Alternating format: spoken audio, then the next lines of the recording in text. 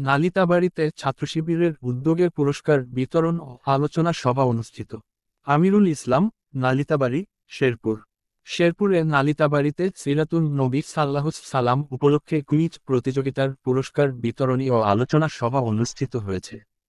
শুক্রবার ২৭শে সেপ্টেম্বর বাংলাদেশ ইসলামী ছাত্রশিবির নালিতাবাড়ী উপজেলা শাখার উদ্যোগে উপজেলা হলরুম অডিটোরিয়ামে এই আয়োজন করা হয়।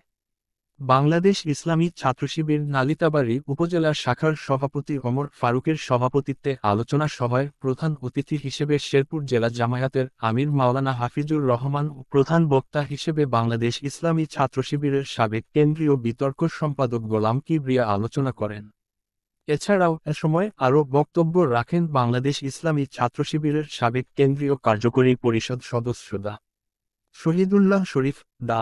গোলাম মোর্শেদ, শেরপুর জেলা ইসলামী ছাত্রশিবিরের সভাপতি আশরাফুজ্জামান মাসুম, নালিতাবাড়ী উপজেলা জামায়াতের আমির মাওলানা আফসার উদ্দিন, সাধারণ সম্পাদক শাহাদাত হোসেন, পৌর জামায়াতের কোষাধ্যক্ষ আব্দুল মোমেন প্রমুখ। পরে কুইজ প্রতিযোগিতার অংশগ্রহণকারী সেরা ৩ জন ও বিভিন্ন স্কুল কলেজের ৩০০ প্রতিযোগীকে পুরস্কার তুলে দেওয়া হয়। এ সময় বিভিন্ন প্রতিষ্ঠানের শিক্ষক শিক্ষার্থী, গণমাধ্যম কর্মীসহ স্থানীয় জামায়াত শিবিরের নেতাকর্মীরা উপস্থিত ছিলেন। আমিরুল ইসলাম, নালিতাবাড়ী, শেরপুর।